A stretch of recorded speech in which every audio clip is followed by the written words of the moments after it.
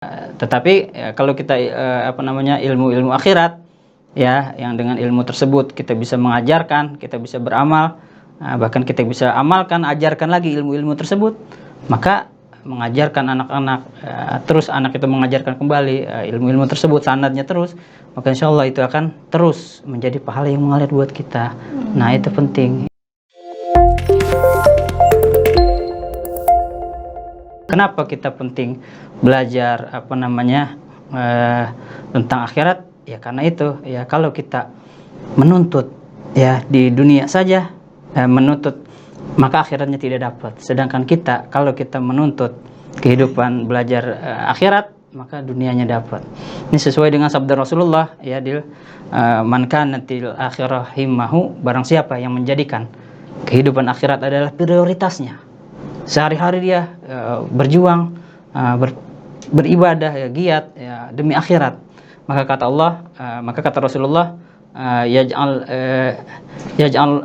lahu ghinahu fi qalbihi, maka Allah akan menjadikan kekayaan di dalam hatinya. Walaupun misalnya makan tiap hari cuma tahu tempe, insya Allah itu akan selalu merasa cukup ya, insya Allah tidak kekurangan rezeki ya. Ja'alallahu ghinahu, hatinya kaya ya. Wa ja'ala syamlahu, dan Allah melancarkan urusannya, memperkokoh ya, keluarganya erat ya, tidak berantakan ya kan, pergaulannya artinya dengan orang-orang yang baik ya. Watathu dunya wa hiya raghimatun, dan dunia akan datang kepadanya dalam keadaan yang hina. Artinya kalau kita menuntut ilmu akhirat, insya Allah dunianya dapat. Sedangkan kata Rasulullah lanjutannya, waman kanatid dunya himmahu, barang siapa yang menjadikan dunia prioritasnya. Kita sehari-hari bangun tidur mikirin dunia, maka apa kata Rasulullah, ja'alallahu faqrahu baina ainaihi, maka Allah menjadikan kefakiran selalu terbayang-bayang di depan matanya. Ya, jadi kita mau ngapa-ngapain takut miskin, dibayang-bayangi Allah takut miskin ya, keluar rumah. Jadi semakin kita mengejar dunia, kita akan diperbudak terus dengan dunia, takut bayang-bayang, ya Allah anak gimana, takut miskin dan lain sebagainya ya. Padahal lanjutannya kata Rasulullah, walam yatihi dunya walam tatihi dunya illa ma qaddara lahu. Padahal dunia kalau kita cari mati-matian, yang dapat cuma segitu, karena kadarnya hanya segitu ya, yang dapat hanya segitu saja. Nah itu kita percuma kalau kita selalu mengejar dunia, maka yang kita dapatkan hanya kecemasan. Akibatnya apa? Kita ininya berantakan, hubungan dengan keluarga dan lain sebagainya, dan yang didapatkan hanya sebatas yang ditakdirkan untuk kita. Oh gitu Kak. Iya, berarti penting. ilmu yang dimaksud di sini itu sebagai bekal ya Kak, antara bekal di akhirat dan bekal di dunia. Iya betul. Oh iya Kak. Berarti kalau misalkan kita udah belajar tentang ilmu akhirat, insya Allah ilmu dunia akan mengikuti ya Kak. Insya Allah. Berarti iya. ilmu akhirat itu sangat penting untuk dipelajari. Iya betul. Sebab begini lah, diibaratkan kalau kita mengejar dunia itu ibarat kita seperti mengejar bayangan. Kalau kita menghadap bayangan, berarti bayangan di depan kita. Kita kejar bayangan sampai kapanpun bayangan nggak akan kita kejar, nggak akan melampaui. Sementara kalau kita membelakangi bayangan, kemanapun kita jalan, bayangan akan terus mengikuti. Itulah perumpamaan kita, perumpamaan dunia. Kita mau menghadap dunia atau membelakangi dunia, seperti itu. Oh gitu. Wah sangat penting ya Kak ternyata dunia. Iya Mas. Nah Kak, kalau misalkan orang yang berilmu itu udah pasti memiliki derajat yang tinggi Kak, karena ada ayat yang menjelaskan bahwa orang yang berilmu itu memiliki derajat yang tinggi. Nah, derajat yang dimaksud di sini itu seperti apa ya Kak? Karena kan kalau misalkan kita di dunia, derajat itu bisa kita lihat dari pangkat, dari jabatan, dan itu udah resmi dilantik setelah itu. Sedangkan yang dimaksud ayat di sini itu derajat dalam hal apa ya Kak? Dan apakah ada dilantik juga? Iya. Nah, iya, ini terkait ayat Al-Quran surah Al-Mujadilah ayat 11, yarfa'illahu alladziina aamanu minkum walladziina utul ilma darajat. Allah akan mengangkat derajat orang-orang yang beriman di antara kamu dan yang berilmu. Syaratnya dua, itu yang berilman dan berilmu ya. Artinya kalau orang beriman ya dan berilmu, sama seperti yang tadi dikatakan oleh Sayyidina Ali, yang berilmu dan mengamalkan ilmunya, maka Allah akan angkat derajatnya. Derajat yang seperti apa? Kalau di dalam tafsir, misalnya di dalam tafsir Ibnu Katsir ya dikatakan itu darajat ini sifatnya umum, maka bisa saja derajat di dunia juga dapat, di akhirat juga dapat. Kita lihat banyak ya orang-orang yang berilmu ya di dalam masyarakat ya, mengamalkan ilmunya, mendapatkan penghormatan di masyarakat, di dunia dia mendapatkan bagian, apalagi nanti kelak di akhirat. Itu jauh-jauh penghormatan Allah, jauh lebih daripada penghormatan yang ada di manusia. Ini bukan apa-apa. Ya, di dunia saja dapat, apalagi nanti di akhirat. Nah, ini nanti kaitannya kepada hadis Rasulullah ya, tentang keutamaan orang yang berilmu. Ya fadlul alimi 'alal 'abidi ka fadlil qamari 'ala sairil kawakib. Keutamaan orang yang berilmu ya ketimbang orang yang ahli ibadah saja itu seperti perumpamaan bulan yang besar dibandingkan dengan bintang-bintang yang kecil. Bintang-bintang wa anal ulama innama warasatul anbiya. Sesungguhnya para ulama itu adalah pewarisnya para nabi. Nah, inilah nilai derajat yang tinggi adalah bahwasanya para ulama itu orang-orang yang berilmu dan mengamalkan ilmunya itu adalah ya derajatnya di bawahnya para anbiya, para nabi. Kenapa? Dia mewarisi apa yang diajarkan oleh nabi. Lam yuwarithu dinaran wala dirhaman. Bukan harta yang diwariskan nabi, melainkan innama yuwarithul ilma, mewariskan ilmu. Faman akhadahu akhadha bihazin wafir. Barang siapa yang mengambil ilmu dari para ulama, maka dia mengambil bagian yang sungguh besar. Ya, jadi derajat gitu ya Dila, ya bisa di dunia saja dapat, apalagi nanti di akhirat. Ya, itu luar biasa lagi penghormatannya. Berarti ilmu itu sangat penting. Masya Allah, berguna Masya Allah. Ya, Kak? Iya, bisa mengangkat banget. derajat kita di dunia maupun di akhirat. Iya, betul. Oh, untuk orang yang memiliki ilmu, Kak, udah pasti dia derajat lebih tinggi. Sebenarnya bagaimana sih, Kak, sikap kita atau perilaku kita bisa dibilang adab ya? Adab kita pada orang yang lebih berilmu, Kak. Iya. Ya, memang ini penting ya kita beradab kepada orang yang berilmu, terutamanya kepada guru-guru kita ataupun yang orang berilmu yang kita tidak mengambil ilmu dari dia, itu penting ya. Nah, ini adabnya kita adalah menghormati beliau, ya, ta'zim kepada ahli ilmu tersebut, ya ta'zim, tidak tidak mencaci maki, ya tidak merendahkan dan lain sebagainya. Ya, sebab yang dikatakan tadi dia adalah pewarisnya para nabi. Masa kita memperlakukan dengan tidak hormat dan lain sebagainya. Ya, ini penting buat kita. Ya, karena keberkahan ilmu ada di pada ta'zimnya, ta'zim kepada orang-orang alim. Berkahnya ilmu itu ada di sana. Ya, penting ya.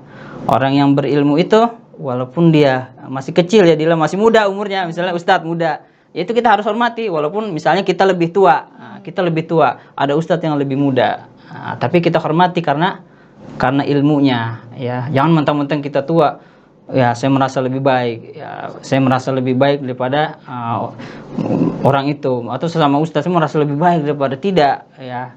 Karena dikatakan saya merasa lebih baik, ana khairu minhu, itu adalah dialognya iblis ya, kata-katanya iblis ketika iblis tidak mau menghormati Adam ya, padahal Adam, keutamaannya Adam adalah diberikan ilmu ya. Adam itu mulia karena ilmu, wa'lamal adamal asma, yang lain nggak bisa berilmu, tetapi iblis tidak mau menghormati Adam. Apa kata iblis? Ana khairu minhu, aku lebih baik daripada dia. Maka dialog inilah yang terus diajarkan, dihembuskan iblis kepada kita ya, sehingga kita merasa saya lebih baik daripada orang tersebut ya. Inilah kesombongan iblis ya. Maka kita jangan merasa lebih baik ya. Hormati orang yang berilmu walaupun dia misalnya lebih muda ya, walaupun dia lebih muda dari kita. Khairu syababikum kasyuyukhikum ya Dila ya. Sebaik-baiknya orang muda, anak muda yang paling baik itu yang seperti orang tua. Maksudnya bukan seperti orang tua jompo ya pakai pakaian ini, bukan ya, bukan begitu. Maksudnya adalah orang yang seperti orang tua dalam hal ilmunya. Masih muda tapi ilmunya luar biasa. Masih muda akhlaknya luar biasa. Itu sebaik-baiknya walaupun dia ilmunya masih umurnya masih muda.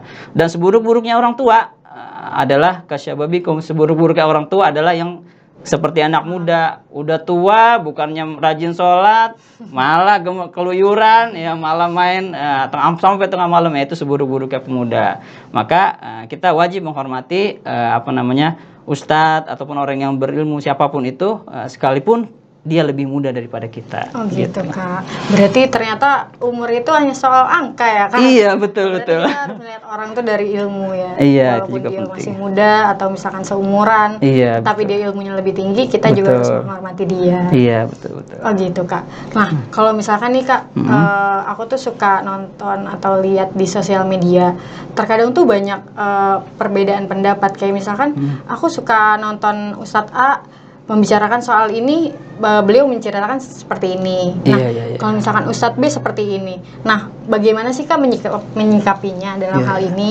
Dan apakah kita harus memilih salah satu? Dan kalau misalkan kita bingung nih, aduh aku harus milih yang mana nih? Nah itu lebih baik kita kayak gimana ya? Iya, iya, iya. Iya, memang banyak ya, perbedaan pendapat di kalangan umat Islam. Ya, itu menjadi suatu hal yang lumrah ya. Ikhtilafu ummati rahmatun ya. Perbedaan di kalangan umatku adalah kasih sayang ya. Kita lihat pelangi. Kalau pelangi cuma satu warna, kira-kira bagus apa enggak? Enggak. Iya, enggak ada bagus-bagusnya, monoton. Mana ada pelangi? Pelangi itu bagus karena beraneka warna, ada merah, hijau, biru dan lain sebagainya. Begitupun bayangin kalau misalnya umat Rasulullah cuma ada satu pendapat, maka tidak ada indah-indahnya. Nah, maka itu kita menyikapi perbedaan adalah anggaplah sebagai pelengkap satu sama lain, ya, keindahan satu sama lain. Misalnya kenapa di mazhab Syafi'i begini berbeda dengan di mazhab Maliki atau Hambali, ya itu kita anggap ya kita tidak perlu menyalahkan satu sama lain, maka kita anggap itu adalah perbedaan warna ya yang tidak memisahkan. Tetap sekali-kali pun kita pakai pendapat, misalnya pendapat mazhab Hanafi di kondisi tertentu, kita tidak boleh jumud, tidak boleh kaku, tidak boleh hanya mendapat satu pandangan saja, tetapi kita sekali-kali pun kita perlu. Nah, maka dari itu dari sekian banyak ya pendapat kita boleh mengambil salah satu pendapat mazhab yang benar, yang sesuai dengan tuntunan syar'i, dalilnya jelas ya, maka kita boleh kita mengambil yang seperti itu tanpa mengkafir-kafirkan pendapat yang lain, tanpa kita menjelek-jelekan pendapat yang lain, karena semua saling melengkapi dan semua adalah corak warna yang beraneka ragam seperti itu. Iya. Ternyata perbedaan itu bagus ya Kak? Bagus, Perbedaan itu bagus. ada rahmat. Iya, benar. Tapi banyak orang yang salah menggunakan kalau misalkan perbedaan itu salah Kak. Iya. Aku mengikuti ini, dia mengikuti ini. Oh jadi aku menyalahkan dia gitu. Iya. Terkadang banyak yang kayak gitu Kak. Iya. Makanya aku nanya bagaimana nih kita Iya, dalam menyikapi hal ini. Iya, benar. gitu. Dengan kita merasa benar bukan berarti, kalau kita benar bukan berarti orang lain salah ya gitu. Ini terjadi di zaman Rasulullah juga terjadi beberapa perbedaan pendapat. Misalnya saya ceritakan ketika Sayyidina Abu Bakar pertama kali dilantik, apa yang dilakukan Sayyidina Abu Bakar? Yaitu memerangi orang-orang yang tidak bayar zakat. Pada saat itu bukannya nggak ada pertentangan, Sayyidina Umar menentang keras. Kenapa orang-orang yang membayar zakat diperangi? Bukankah kita haram memerangi orang-orang yang sudah bersyahadat gitu kan? Wah, sampai-sampai Sayyidina Abu Bakar itu ijtihad Sayyidina Abu Bakar. Kenapa? Zakat dan sholat itu tidak bisa dipisahkan, maka orang yang memisahkan itu ya wajib diperangi dan lain sebagainya. Nah, itu perbedaan pendapat ya. Banyak lagi nanti di kalangan para sahabat sudah terjadi itu perbedaan pendapat. Nah, dan semua tidak ada yang saling mengkafirkan ya, tidak ada yang saling mencaci maki. Sayyidina Umar tidak kemudian membenci Sayyidina Abu Bakar dan lain sebagainya. Nah, begitu ya. Berarti kita harus tetap menghargai perbedaan dimanapun ya Kak. Iya, betul. Dengan menyikapinya dengan sikap yang baik, tanpa mencaci maki atau menjelek-jelekan. Iya, seperti itu. Gitu. Wah Kak, dari pertanyaan yang tadi aku tanyain kayaknya udah cukup banget Kak. Makasih banget nih Kak udah menjawab semua pertanyaan-pertanyaan aku. Semoga kita bisa ketemu lagi ya Kak untuk amin. ngobrol-ngobrol kayak gini. Iya. Kapanpun saya siap insya Allah. Alhamdulillah.